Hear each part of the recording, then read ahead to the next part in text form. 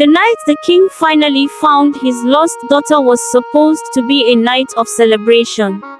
Instead, it became the beginning of a deadly nightmare. Without warning, flaming arrows flew through the darkness and struck the rooftops of the village.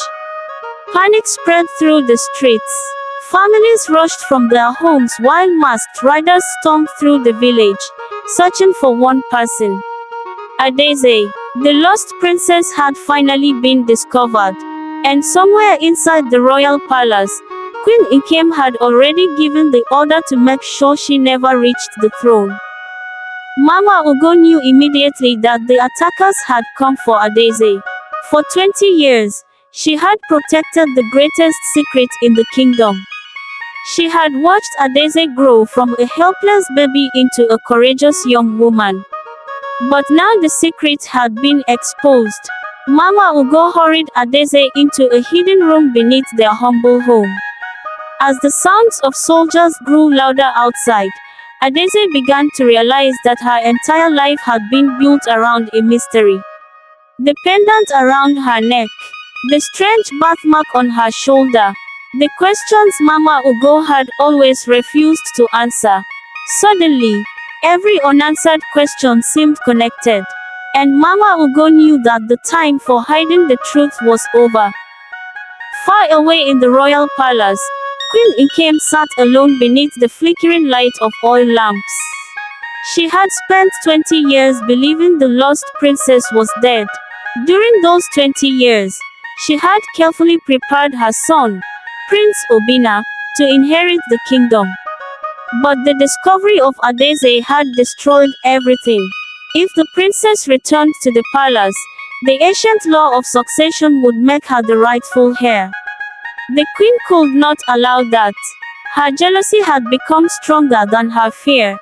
She secretly summoned her most loyal soldiers and ordered them to find the girl with the leopard mark. The queen no longer wanted Adaeze hidden. She wanted her gone. The royal soldiers eventually discovered the hidden room. The wooden door burst open. But waiting behind it was King Ezeobi. The king had spent 20 years regretting the decision that separated him from his daughter. He would not lose her a second time. He stood between Adaeze and the armed soldiers, no longer caring whether his disguise was exposed. The soldiers hesitated. They had expected a frightened village girl. Instead, they had found their king protecting her. For one brief moment, the village fell silent. But the soldier leading the group had already chosen his loyalty. He believed Prince Obinna was the future of the kingdom. And he was willing to betray the king to protect that future. During the struggle, Adaeze's clothing was torn at the shoulder. The mysterious birthmark became visible. A leopard-shaped mark, the same mark described in the ancient royal records. The soldiers suddenly understood what they were looking at. The girl they had been hunting was not an ordinary villager. She was the missing princess. Adaeze watched the soldiers stare at her with fear. For the first time, she realized that the secret surrounding her birth was much bigger than she had imagined. She looked toward Mama Ugo, and the tears in the old woman's eyes gave her the answer she had been searching for. Her entire life had been a carefully guarded secret. King Ezeobi could no longer hide behind silence. He looked at the daughter he had watched from a distance only moments earlier. For 20 years, he had imagined this moment. But he had never imagined how painful it would feel. He finally revealed the truth. Adaeze was his daughter, the lost princess, the rightful heir to the kingdom. The revelation shattered the world Adaeze knew. The simple village life she had loved suddenly became part of a much larger story. She had been protected from the palace because enemies wanted her dead. The king had given her away because he believed distance was the only way to save her. And Mama Ugo had sacrificed 20 years of her life to keep the promise she had made.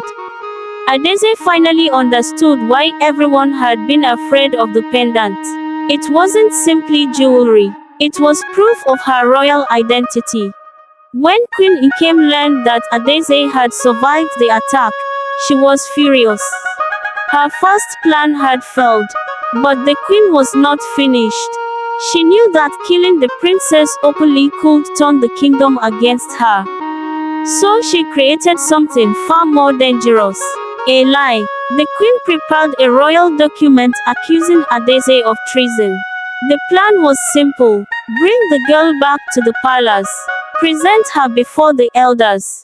Then make the kingdom believe that the mysterious village girl had returned to destroy the royal family.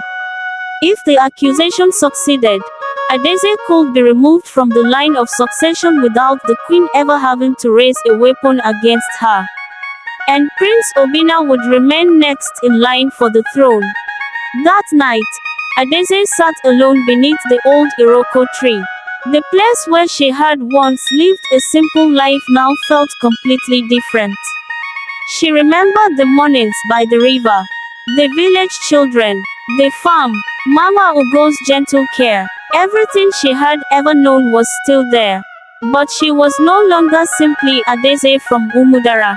She was a princess, and somewhere beyond the forest stood a kingdom that belonged to her. Tears rolled down her face. She had spent her whole life searching for where she belonged. Now she had two homes. One had raised her, the other had given her life. And neither world was safe. Before sunrise, a royal messenger arrived with an urgent message. The elders had supposedly summoned Adaeze to the palace. The king immediately sensed danger. But the message carried the royal seal. Someone inside the palace was using the authority of the crown against its rightful heir. Before the king could stop them, another group of armed men appeared around the village. Adaeze was surrounded. The attackers moved closer. The village became silent. Then something strange happened. The leopard pendant began to glow.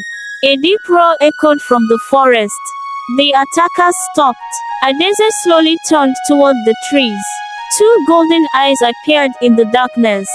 Something was watching over her. The queen wanted the princess dead. The king wanted to protect her. But neither understood what the ancient pendant had awakened. The leopard stepped slowly from the forest. It did not attack. Instead, it walked toward Adaeze and lowered its head before her. The entire village watched in stunned silence. Adaeze reached toward the animal. The pendant became brighter than ever before. And somewhere inside the royal palace, Queen Nkem suddenly felt a cold fear she could not explain. The lost princess was no longer hiding. She was awakening.